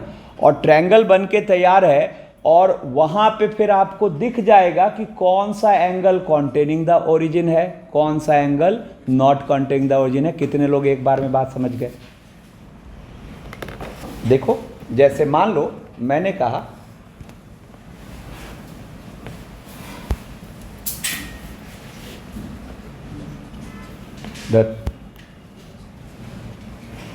मान लो ये x है, y है, और कोई ट्रायंगल अपना कुछ ऐसा बना। कितने लोग बात समझ चुके हो? अब सोच के देखो, आपको ये वाला इंटरनल एंगल बाइसेक्टर लिखना है, ठीक है ना? तो आपको क्या फील हुआ? ये कॉन्टेनिंग द ओरिजिन वाला एंगल बाइसेक्टर है, बोलो ना? ठीक है ना? ऐसे ही ये वाला एंगल बाइसेक्टर लिखना हुआ तो क्या फील हुआ? ये भी कॉन्टेनिंग द ओरिजिन वाला एंगल। अब तो ये लल्लू हो गया एकदम, है ना? तो यहां से ये सिनेरियो माइंड में सेव करिए कि अगर आपको किसी ट्रायंगल के तीनों साइड्स की इक्वेशन गिवन है और इन सेंटर का जिक्र हो रहा है या किसी इंटरनल एंगल बाइसेक्टर का जिक्र हो रहा है, तो इसके लिए वर्टिसेस सॉल्व करने की रिक्वायरमेंट नहीं है। आप एक्चुअल ट्रेसिंग पे चले जाइए, ठीक है ना? और एक्चुअल ट्रेसिंग पे जाके और देख लीजिए कि कौन सा एंगल ओरिजिन को कॉन्टेन कर रहा है या नहीं कॉन्टेन कर रहा। अब यहां एक कैच हो सकता है। क्या कैच? क्या हो सकता है कि आपको वो तीसरी लाइन पासिंग थ्रू ओरिजिन दिख जाए, ऐसा हो सकता है, ठीक है ना? तो तीसरी लाइन पासिंग थ्रू ओरिजिन अगर दिख गई, है ना, तो देखो, अगर हमें ये वाला एंगल बाइसेक्टर निकालने कहा तो फंसे हुए नहीं, C1 C2 वाला फंडा ही काम नहीं करेगा। या ये वाला एंगल बाइसेक्टर निकालने कहा तो फंसे हुए है ना। लेकिन अगर देखा जाए तो स्टिल हम यहाँ पर ये वाला एंगल बाइसेक्टर तो निकाल पाएंगे, क्योंकि ये वंस अगेन क्या हो गया, कॉन्टेनिंग द ओरिजिन। हुआ कि नहीं? ठीक है, तो आपको यहाँ पे वो भी देखना पड़ेगा कि कौन सा इंटरनल एंगल बाइसेक्टर कह रहा है। तो अगर ये वाला कह रहा है तो यहाँ भी कामयाब हो गए। अगर इंसेंटर पूछ रहा है तो अब थोड़ा दिमाग लगाना पड़ेगा। तो क्या दिमाग लगाते हैं, तो देखो यहाँ पर एंटी क्लॉकवाइज एरो चला देंगे, है ना। और मान लो इसका स्लोप m1 है, इसका स्लोप m2 है, तो tan थीटा निकाल लो। tan थीटा क्या होगा, m1 minus m2 upon 1 plus m1 m2। इससे पकड़ लो कि एंगल अक्यूट है कि ऑब्ट्यूस है। और अक्यूट वाला या ऑब्ट्यूस वाला बाइसेक्टर देखना तो सीख रख। क्लैरिटी आई? तो यहाँ से अब ये मैं लिखा नहीं रहा, ये अपने माइंड में रखिएगा कि भाई अगर कभी आपको ट्रायंगल के साइड्स की इक्वेशन देकर और इंटरनल एंगल बाइसेक्टर पूछा या इनफैक्ट एक्सटर्नल एंगल बाइसेक्टर पूछा, ठीक है ना, या फिर इन सेंटर की बात हुई, तो आपको लाइंस को एक्चुअल ट्रेसिंग पे चले जाना है। तो दो चीज़ों में मैंने एक्चुअल ट्रेसिंग रेकमेंड किया। एक तो नेचर ऑफ ट्रायंगल पता करने में कि अक्यूट ट्रायंगल है कि ऑब्ट्यूस ट्रायंगल है। दूसरा, अगर आपको कोई इंटरनल एंगल बाइसेक्टर निकालना है या एक्सटर्नल एंगल बाइसेक्टर निकालना है या इन सेंटर निकालना है, तो आप एक्चुअल ट्रेसिंग में चले जाएंगे। क्लैरिटी आई क्या? अब इसको अपने हिसाब से नोट्स में देख लेना, इंक्लूड कर लेना, ठीक है ना। अब देखो यहां पे ये फिगर छोड़ दूं कि हटा दूं? ध्यान में रहेगा, ठीक है। इनफैक्ट मैं बताता हूं, चलो एक काम करते हैं। इनफैक्ट यहां पर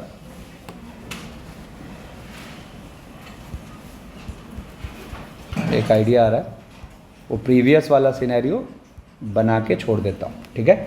एक ये और दूसरा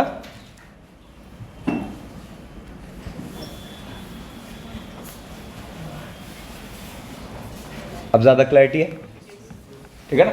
तो ये दोनों में से कुछ भी आया तो हम यहां पे इजीली पकड़ सकते हैं, ठीक है। चलो अब यहां से एक और मजेदार चीज में एंटर करते हैं। इस तरीके से भी क्वेश्चन पूछा जाता है। जैसे देखो क्वेश्चन क्या कह रहा है, late O00 A60 and B3√3 be the vertices of triangle AOB. Let R be the region consisting of all those points P inside triangle AOB which satisfy। देखो अब यहां कुछ नोटेशन दिया हुआ है, पहले तो इस नोटेशन का मतलब समझो। ये नीचे क्लियर किया है, DPOA लिखने का मतलब हुआ P का OA से परपेंडिकुलर डिस्टेंस। अरे कहां देख रहा है, DPOA लिखा होने का मतलब हुआ P का OA से परपेंडिकुलर डिस्टेंस, ठीक है। तो देखो यहां पर ये क्या लिखा हुआ है, देखो ये क्या लिखा हुआ है, DPOA less than equal to minimum of DPOB comma DPAB, ठीक है। तो कह रहा है कि अगर अपना वेरिएबल पॉइंट P इस डेफिनेशन को सेटिस्फाई कर रहा है, अगर अपना वेरिएबल पॉइंट P इस डेफिनेशन को सेटिस्फाई कर रहा है, ठीक है, तो P जहां जहां जा सकता है उस रीजन का एरिया बताइए। ये क्वेश्चन। अब इसमें कई अलग अलग तरह के वेरिएशन पूछ सकता है, ठीक है। पहले तो इसको सीखते हैं। अब सुनो, इसमें देखो मैंने यहां फिगर बना रखा है, जो OAB दे रखा था।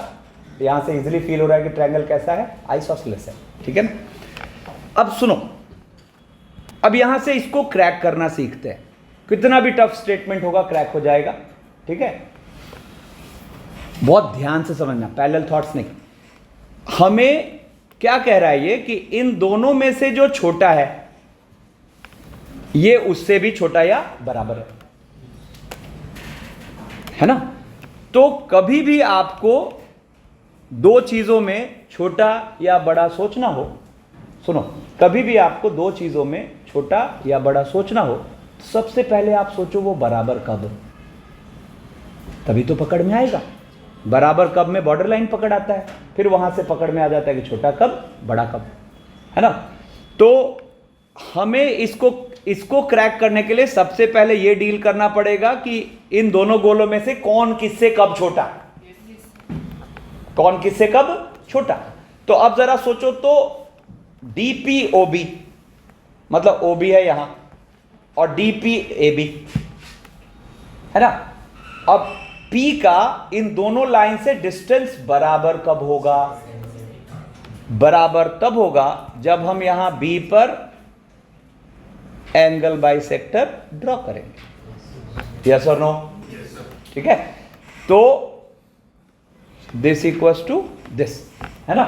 तो B का जैसे ही एंगल बाइसेक्टर ड्रॉ किया तो इस ब्लू लाइन पर जब भी P है तो DPOB और DPAB क्या है, इक्वल है कि नहीं।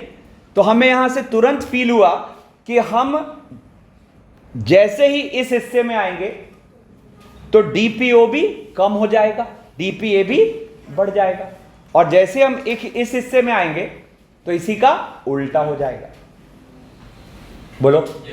चलो अब एक काम करते हैं, यहां पर हम एक बार को मान लेते हैं कि हम इस हिस्से में है ना। तो अगर हम इस हिस्से में है ना, सुना ध्यान से, मतलब मान लेते हैं हम इसको, मान लो फर्स्ट है, इसको मान लेते हैं ये फर्स्ट रीजन है और ये सेकंड रीजन है। तो यहां से मैं अगर लिखूं let P be in first, then एक बात तय है कि DPOB is less than DPAB। Clarity?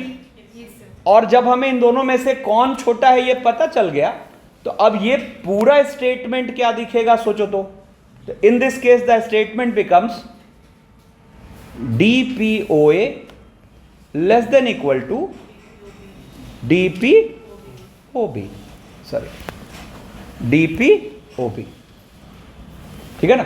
अब फिर हमें दो चीजों को कंपेयर करना है, फिर सोचो ये बराबर कब है ना। तो ये बराबर कब, तो सोचो DPOA और DPOB, तो OA और OB से बराबर दूरी पर चीजें कब चलेंगी, जब इसका बाइसेक्टर होगा है ना। तो मैंने यहां पर इसका बाइसेक्टर भी ड्रॉ कर लिया।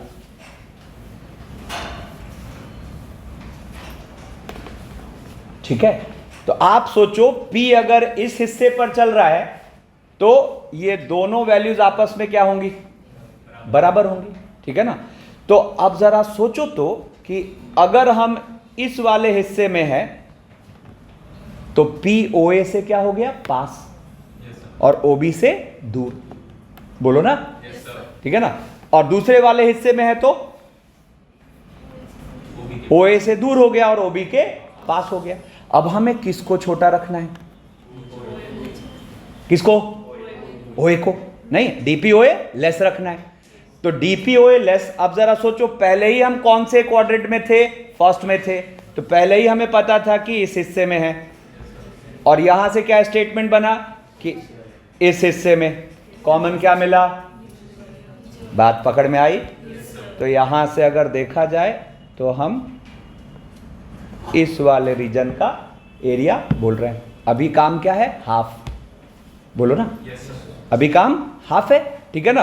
अब यहां पर सेम, अब दूसरी वाली चीज अगर डील करते कि भाई अगर हम P को किस में रख रहे हैं, सेकंड में, तो P को सेकंड में रख रहे हैं तो यहां पर इस जगह कौन आता, DPAB की जगह कौन आता, DP मतलब सॉरी इस जगह कौन आता,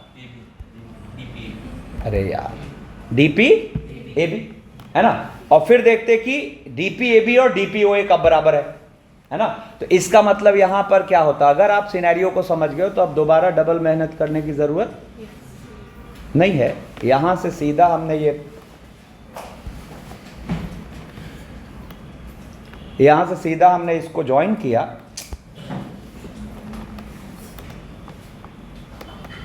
ठीक है ना, और इसको पीछे एक्सटेंड कर देते हैं। ठीक है ना। तो अगर आप देखो तो आपको कौन सा एरिया चाहिए, ये वाला एरिया चाहिए, काम खत्म है। ठीक है ना। अब यहां पे अगर देखा जाए तो इसको कैलकुलेट कैसे करें, तो कैलकुलेट कैसे करें, तो देखो यहां पर स्लोप ऑफ OB क्या था, स्लोप ऑफ OB था, स्लोप ऑफ OB था अपना √3/3 यानी कि 1/√3, मतलब ये एंगल कितना था, 30 डिग्री।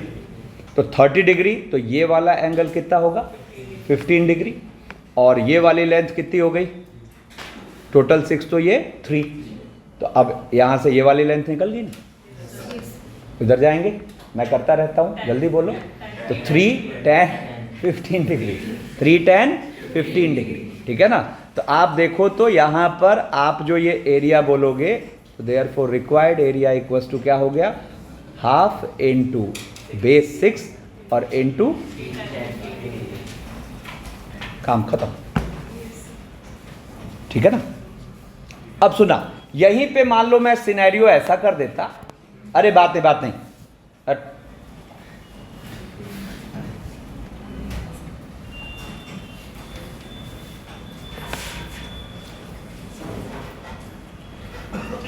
मान लो मैं सिनेरियो ऐसा कर दूं, DPOA greater than equal to, और यहां पर मिनिमम की जगह मैक्स कर दूं,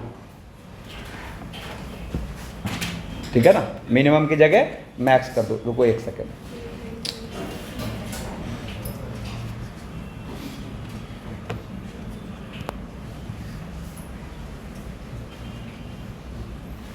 अरे बात नहीं,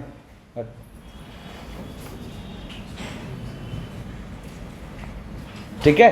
अब यहां पर ये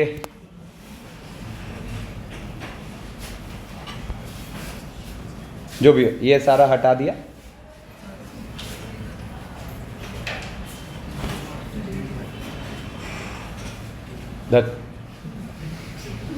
हाँ ठीक है। अब ये सिनेरियो है अपने पास, है ना, जिसमें कह रहा है DPOA greater than equal to max of DPOB and DPAB। अब आप देखो तो कि एक बार को मान लेते हैं let P be in first, then अब DPOB और DPAB में बड़ा कौन, DPOB और DPAB में बड़ा कौन, AB, बोलो। तो देन यहां पर जो अपना DPOB है ना लेस देन DPAB, ये तो वही पुराना कॉपी किया, और अब ये स्टेटमेंट क्या बनेगा कि DPOA greater than equal to क्या, DPAB, ठीक है ना।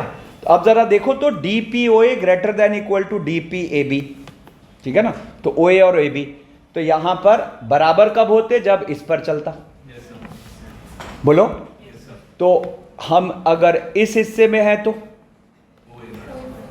इस हिस्से में है तो OA बड़ा, है ना, और इधर वाले हिस्से में है तो AB बड़ा। हमें बड़ा किसको रखना है, OA को। और पहले ही से हम कौन से हिस्से में थे, कुछ अच्छा फील हुआ, क्या हो जाएगा। तो सिमिलरली सोचना सीख गए क्या, कितने लोग कॉन्फिडेंट हो, है ना। फिर से समझा रहा हूं, कितना भी कॉम्प्लेक्स सिचुएशन हो, अपने को सोचना क्या है कि बराबर कब होता है, तो अपने आप फील हो जाएगा बड़ा कब छोटा कब, ठीक है। अब रही बात एरिया निकालेंगे, वो तो निकालेंगे, बोलो, ठीक है। चलो अब एक और इंटरेस्टिंग सिनेरियो देखो,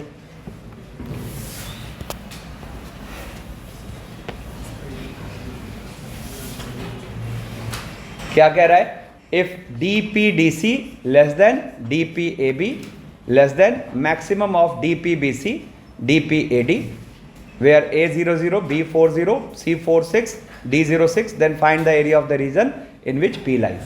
एक बार जरा इसको सोचो तो, चलो मैं करके दिखाता हूं, ठीक है, देखना सही डायरेक्शन में सोच रहे थे कि नहीं। तो चलो सबसे पहले तो इसको निपटाते हैं, ठीक है ना। उसके लिए हम एक रफ वर्क सोचते हैं कि भाई DPDC और DPAB बराबर कब, DPDC और DPAB बराबर कब। तो DC देखो ये है, AB देखो ये है ना, तो वो डिस्टेंसेस बराबर कब होंगे, जब इनको बाइसेक्ट करता हुआ हम एक पैरेलल लाइन ड्रॉ कर लें, ठीक है ना। तो वहां से देखो सबसे पहला काम हम क्या करते हैं, एक ऐसे 3 से, है कि नहीं। अगर हम इस ग्रीन वाले सेगमेंट पर हैं तो DPDC और DPAB आपस में बराबर होंगे। क्लैरिटी है क्या? ठीक है। तो अब यहां पर फिर मान लो इससे दो हिस्से बने, एक फर्स्ट और ये सेकंड, है ना। तो एक बार को सबसे पहले मान लेते हैं कि let P be in first, ठीक है ना। तो अच्छा नहीं अपने पास फ्रीडम नहीं है, सॉरी यहां इसने ये रेस्ट्रिक्ट कर रखा है कि DPDC is less than DPAB, ठीक है ना। मतलब हर हाल में हम ये फर्स्ट सेकंड भी लिखने की एक्चुअली यहाँ ज़रूरत नहीं है। मतलब हम इतने श्योर है कि ये वाली चीज़ जो है इसके थ्रू हम कह रहे हैं कि ये वाला हिस्सा होगा, है ना। तो अगर देखा जाए तो ये फर्स्ट पार्ट का तो काम हो गया, ठीक है। तो अब यहाँ से अब हम ध्यान रखें कि हम इस वाले हिस्से में हो जहाँ ये पॉइंट हो गया 0,3। अब देखते हैं इनको बराबर करके कि DPBC DPAD बराबर कब। तो देखो BC और AD, बोलो BC और AD, ठीक है ना। तो BC और AD बराबर कब, है ना। तो हमें एक और लाइन बनानी होगी, ठीक है ना। एक और लाइन हम बना लेते हैं, ठीक है ना। कुछ और कलर ले लेते हैं,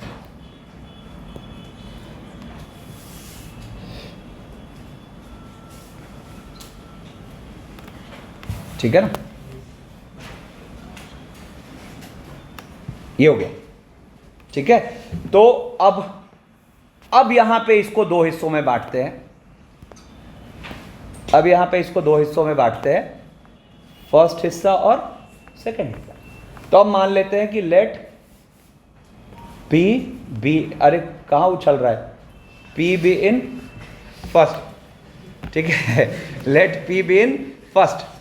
तो P बी इन फर्स्ट का मतलब क्या होगा, सुनो। इस हिस्से में कौन बड़ा हुआ दोनों में से, DPBC। तो यहां पर let P be in first, then let P be in first, then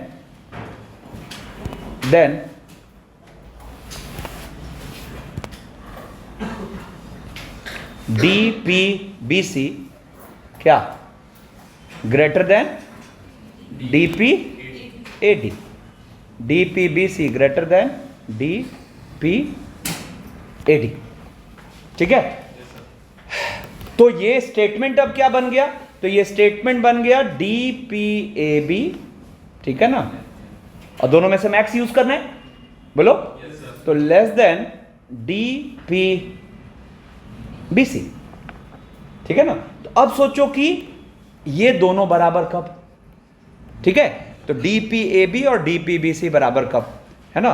तो जरा देखो तो AB और BC क्या होगा, बाइसेक्टर, बोलो ना, ठीक है। तो बाइसेक्टर, तो देखो यहां पर ये अपने पास क्या हुआ, कुछ ऐसे, यस और नो, अरे बोलो ना, ये कुछ, अरे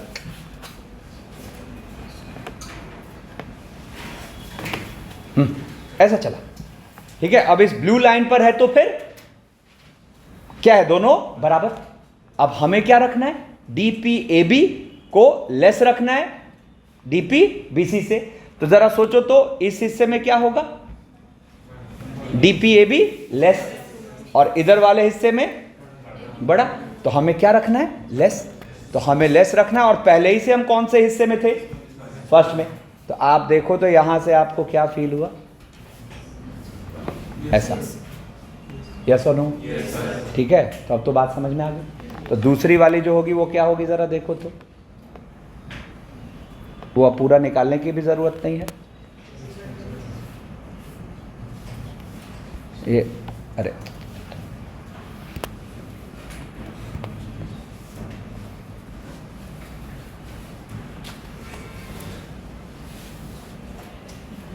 ये हुई, और उधर से आ जाएगा,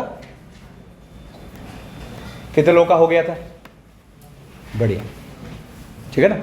अब हमें ये एरिया चाहिए, तो ये तो सिमेट्री यूज कर लो, इधर 4 है, ये 0,4 है ना, बोलो ना, ठीक है ना।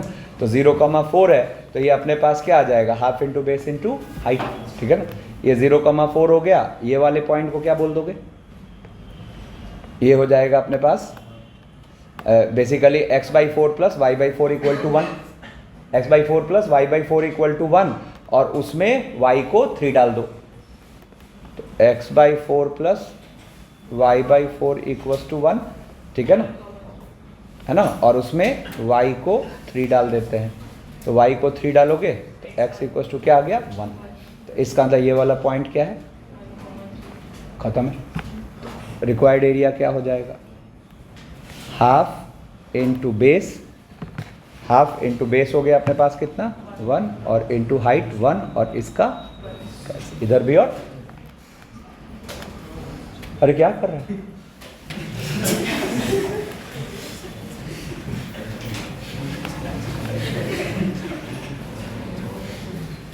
फिर से कर,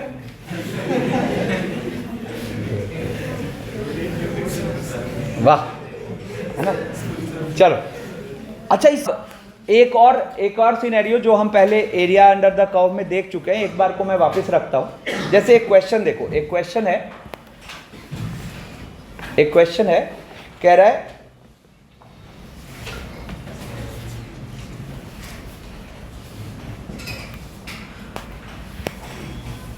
for a point P, let D1P and D2P be the distances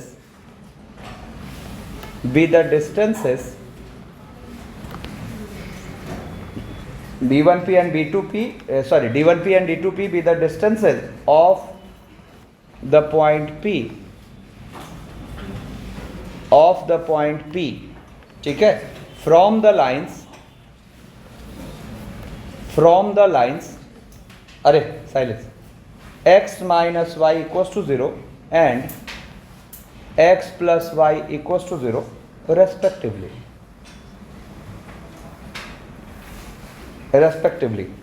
The area of the region are consisting of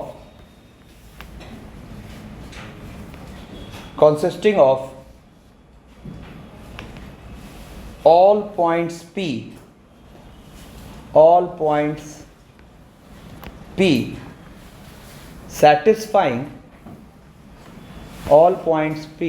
satisfying D1P plus D2P 2 से 4 इज, ठीक है। मैंने ये जनरल क्वेश्चन लिया, जेई में ऐसा क्वेश्चन पूछ रखा है, वहां इसका एक पार्ट था, वहां उसमें क्या किया था, P को रेस्ट्रिक्ट कर दिया था फर्स्ट क्वाड्रेंट में। मैंने यहाँ पे रेस्ट्रिक्ट नहीं किया, मैं कह रहा हूँ P कहीं भी XY प्लेन में है और ये डेफिनेशन सैटिस्फाई कर रहा है, ठीक है। अब सुनो मेरी बात, तो यहां पर क्या होगा,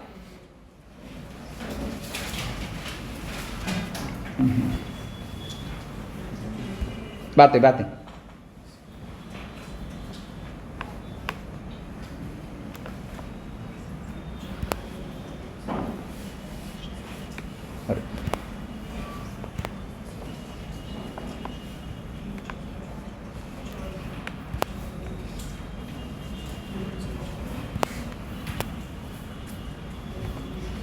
मत करो बात। हाँ, अब मान लेते हैं यहां पर वो वेरिएबल पॉइंट है कुछ P H के, ठीक है ना, तो वो वेरिएबल पॉइंट है P H के। तो क्वेश्चन क्या कहना चाह रहा है, ठीक है। अच्छा चलो एक काम करते हैं, अभी इसको एक बार को अभी इसको साइड रहने देते हैं, पहले इसका नॉर्मल सिंपल सॉल्विंग से देखते हैं। एक लाइन है अपने पास क्या, y इक्वल टू एक्स, और एक लाइन है y equals to minus X, ठीक है ना, और P एक चलता फिरता पॉइंट है, एच के, पी एक चलता फिरता पॉइंट है एच के, सच दैट यहां से जो डिस्टेंसेस जा रहे हैं ये और ये दोनों डिस्टेंस के सम जो है वो 2 से 4 है, ठीक है ना। तो जरा देखो तो सबसे पहले लोकस हमें क्या फील होगा, तो लोकस हमें फील होगा, देखो h माइनस के का मॉड बाई √2 प्लस √2 और लाइज बिटवीन 2 to 4। तो देयरफॉर अपने पास लोकस ऑफ p जो आया, देयरफॉर लोकस ऑफ p जो आया वो क्या आया, mod x minus Y upon √2 plus mod x plus Y upon √2 lies between 2 to 4, ठीक है ना। अब जरा 1 मिनट सोचो कि देखो यहां पर अगर देखा जाए तो एक बार को हम लोकस तो देख चुके हैं जो यहां आ रखा है, तो अब इसके लिए सबसे पहले हम, अरे इधर देखना, अरे इसको कह रहा हूं, mod x minus Y upon √2 plus mod x plus Y upon √2 equal to 2 का ग्राफ कैसा होगा। तो हमने एक ट्रांसफॉर्मेशन पढ़ रखा है ना कि हम कोऑर्डिनेट एक्सिस को 2 परपेंडिकुलर लाइंस पर लेके चले जाते हैं।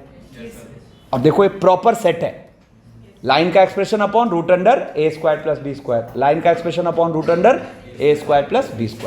तो देखो मैं यहां पर अगर y इक्वल्स टू x एक बार बना लूं, ये पीछे एक्सटेंड कर लेते हैं, और एक y equals to minus x बना लो,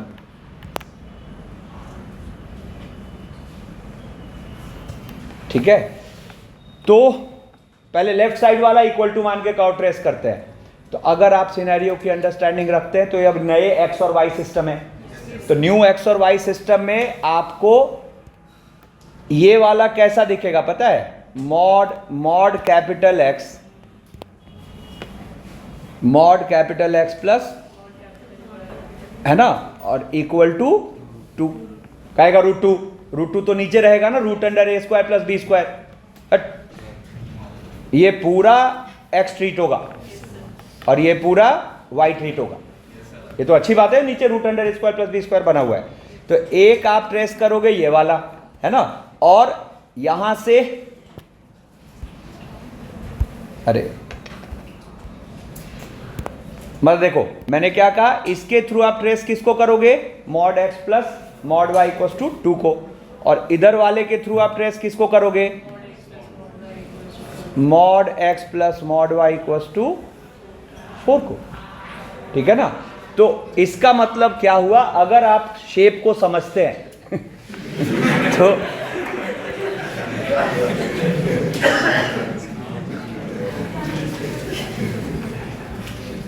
देखो अगर आप शेप को समझते हैं तो यहां से इस जगह से 2 यूनिट आगे, 2 यूनिट पीछे, 2 यूनिट इधर, 2 यूनिट इधर, एक ग्राफ बनाएंगे।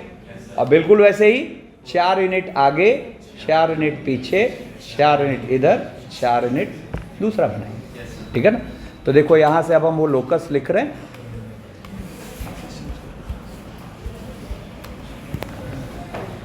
देखो पहले तो, अरे ध्यान दो, पहले तो 2 यूनिट आगे,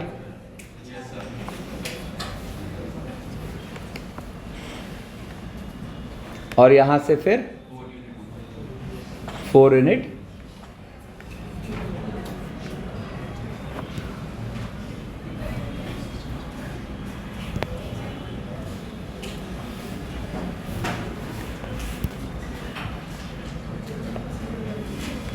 बात मत करो,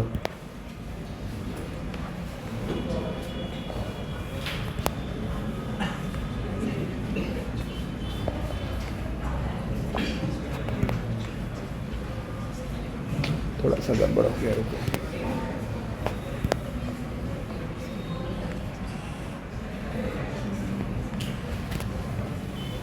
रुको इसको सेट करते हैं। फिगर गड़बड़ बन गया। अच्छा लग रहा है नहीं? हाँ, रुको ना, काम चला देते हैं, है ना। और अपना जो ये अब सुनो, ये तो हमने इक्वल टू मान के किया, ठीक है ना। और इक्वल टू मान के किया तो अब हम यहां पर दोनों डिस्टेंस के बीच की बात कर, मतलब इससे बड़ा और इससे छोटा, ठीक है ना। तो अगर देखा जाए तो अपने पास ये वाली लेंथ क्या है 2, और यहां से यहां तक की लेंथ है 4। तो देखो तो ये 2 और ये कितना 45, तो ये कितना हो गया 2 cos 45 यानी कि 1/√2, सॉरी √2, 2 cos 45 यानी √2। और दूसरे वाले के लिए है ना 4 cos 45 यानी कि 2√2। तो यहां से यहां तक की लेंथ को हम क्या बोलेंगे 2√2, ठीक है ना। तो रिक्वायर्ड एरिया हम क्या बोल देंगे, क्या बोल देते हैं, बड़ा वाला स्क्वायर माइनस छोटा वाला स्क्वायर, और इसका क्या कर देते हैं 4 टाइम्स, नहीं तो क्या हो जाएगा अपने पास, या फिर आप ओवरऑल भी कह सकते हो। ओवरऑल बड़े वाले स्क्वायर के साइड का लेंथ क्या हो गया 4√2, तो 4√2 का स्क्वायर माइनस 2√2 का स्क्वायर, यानी कि कितना हो गया, ये हो गया अपने पास 32 और -8, ठीक है। तो ये हो गया 20, ठीक है। अब देखो एक बार आप मतलब PYQ डन कर लोगे, कितने लोग अब 60-70% पर हो? हाँ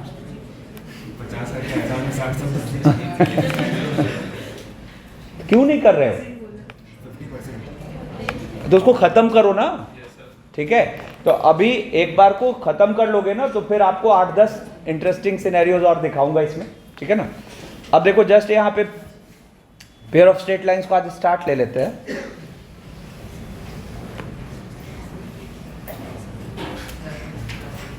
क्या बोला, जस्ट स्टार्ट लेते हैं, टाइम खराब नहीं करते हैं। देखो अब पेयर ऑफ स्ट्रेट लाइंस में देखो, मैं बोलूं एक लाइन है 2x - y - 1 = 0, और एक लाइन है 3x + 2y + 4 = 0, ठीक है ना। अब आपके सामने एक इक्वेशन लिखी हुई है, मैंने लिखी, अरे क्या करा देखो ना, 2x - y - 1 × 3x + 2y + 4 = 0। अगर देखा जाए तो मैंने क्या किया, दोनों लाइंस की एक्सप्रेशन को मल्टीप्लाई कर दिया और = 0 लिख दिया, ठीक है। अब ये फील है अपने पास कि xy की कोई भी इक्वेशन जो हम लिखते हैं, it represents a curve on xy plane. xy की कोई भी equation it represents a curve on xy plane, ठीक है ना। तो अब सबसे पहले हम डिस्कशन करते हैं कि इसका पाथ हमें xy प्लेन पर कैसा दिखेगा, इसका पाथ हमें xy प्लेन पर कैसा दिखेगा, ठीक है ना। तो मैं कह रहा हूं ऐसा दिखेगा। कितने लोग समझ पा रहे हैं? ठीक है, नहीं समझ रहे हैं तो अब मैंने क्या करा, अगर मैं कह रहा हूं कि ऐसा दिख रहा है, मतलब इस पर लाई करने वाले हर एक पॉइंट को ये क्या करे, और इस पर लाई करने वाले हर एक पॉइंट को ये सेटिस्फाई करे। तो जरा सोच के देखो तो, फर्स्ट वाली लाइन पर मैंने कोई भी एक आर्बिट्ररी अल्फा बीटा ले लिया, ठीक है। तो अब कोई भी आर्बिट्ररी अल्फा बीटा लिया तो वो अल्फा बीटा इसको क्या करेगा, सेटिस्फाई, तो इसको भी करेगा, क्योंकि 0 × समथिंग क्या हो जाएगा 0, है ना। और सिमिलर प्रोसेस से अगर मैं सेकेंड वाली लाइन पर कोई एक आर्बिट्ररी अल्फा बीटा ले लूं तो वो इसको कर रहा है सेटिस्फाई, तो अगर इसको कर रहा है सेटिस्फाई तो इसको भी कर रहा है सेटिस्फाई, है ना। तो इसका मतलब अब के बाद ये क्लैरिटी आ जानी चाहिए कि जैसे ही हम दो लाइंस की एक्सप्रेशन को मल्टीप्लाई करके = 0 लिखते हैं, तो जो नई इक्वेशन हमने तैयार की it is representing the joint equation of these two lines, है ना। तो यहां पर हम यहां से कह पाए क्या क्या कह पा रहे हैं, जो अभी समझाया उसके थ्रू, कि this into this equals to 0 will represent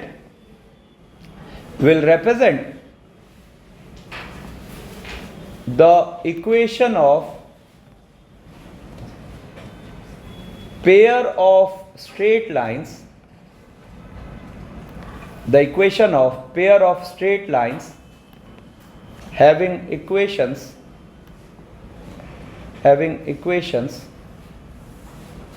कौन कौन सी, 2x minus y minus 1 equals to 0 and 3x plus 2y plus 4 equals to 0, ठीक है ना।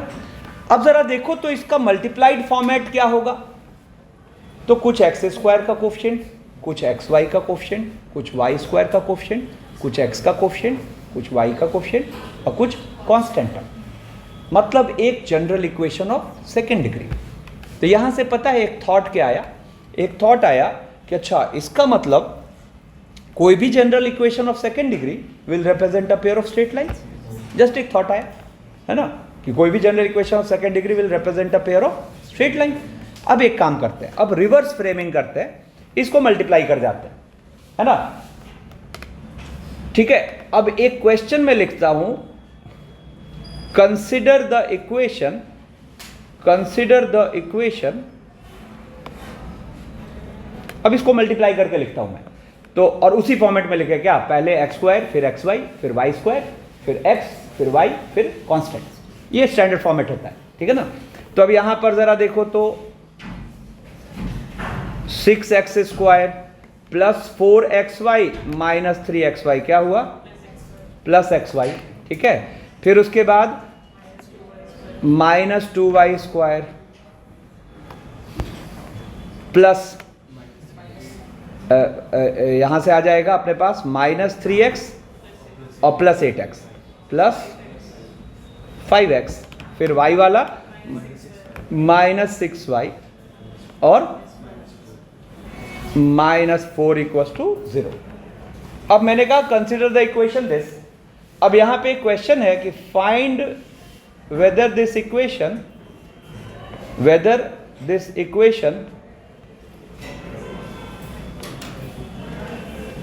represents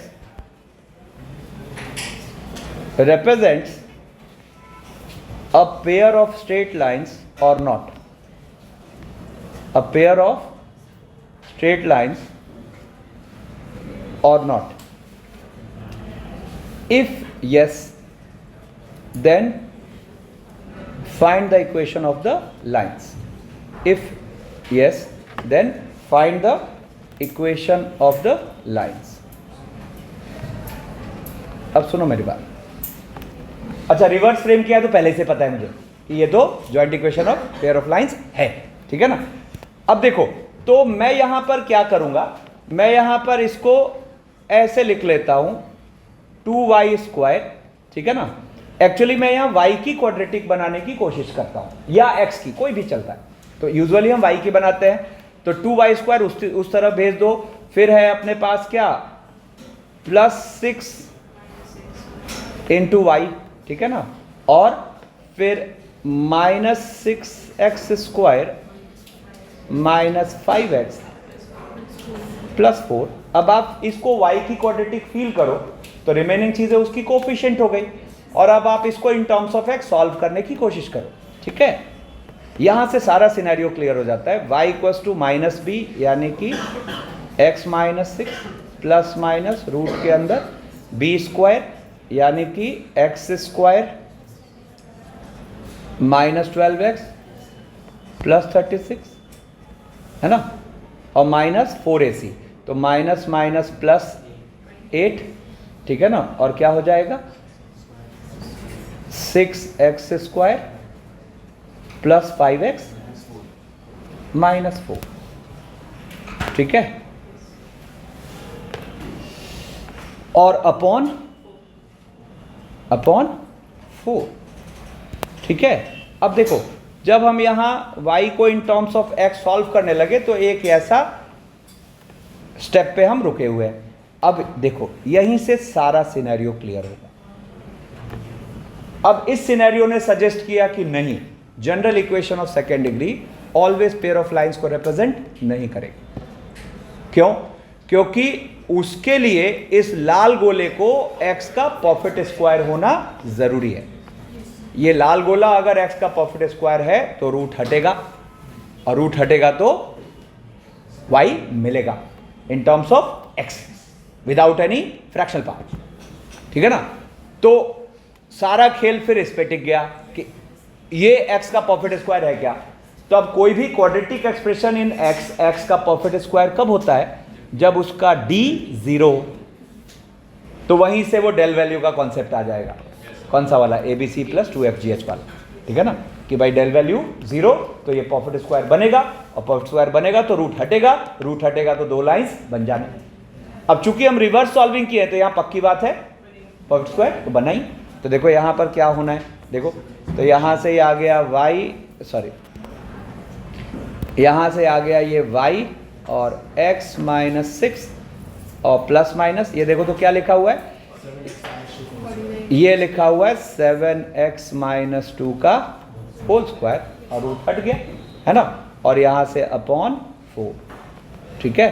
तो दिस इम्प्लाइज यहाँ से आ गया एक तो y equals to 8x minus 8 upon 4। ठीक है ना? और दूसरा आ गया y equals to minus 6x और माइनस 4 अपॉन 4। ठीक है ना? देखो वही दो लाइन्स आ रखी हैं, है ना? बोलो कौन कौन सी आ रखी है? एक तो, अरे कुछ गड़बड़ कर दिया क्या? हाँ हाँ, अच्छा नहीं ठीक, अरे ठीक तो अरे ठीक है ना। देखो क्या हुआ यहाँ से, तो एक लाइन अपने पास क्या बन गई, y equals to 2x minus 2, यानी कि 2x minus Y minus 2 equals to 0। हाँ, इसने यहाँ गलत लिखा दिया बेवकूफ। हट, देखो कोई नहीं, 48 और 1 कितना हो गया, 49x स्क्वायर, और यहाँ से हो गया 40 और माइनस 12 कितना हो गया, 40 माइनस 12 हो गया अपने पास 28x। ठीक है ना? और यहाँ से कितना हो गया, प्लस 36 माइनस 32, है ना? नहीं ये तो ठीक है। हाँ 7, वाह, है ना? 7x plus 2। ठीक है, चुप रहे। तो यहाँ देखो y इक्वल्स टू क्या आ गया अपने पास, 8x माइनस 4/4, और y equals to minus 6x minus 8/4, यानी कि एक लाइन आ गई अपनी 2x minus y minus 1 equals 0, और कितना हो जाएगा 3x प्लस 2y। अरे बात नहीं, प्लस 4 ना, 3x प्लस 2y, ये 2 कट गया ना। अच्छा ठीक है, तो इस तरफ आ गया 3x और प्लस 2y और प्लस 4 इक्वल्स टू 0। ठीक है, चलो इसको कंटिन्यू रखते हैं नेक्स्ट क्लास में।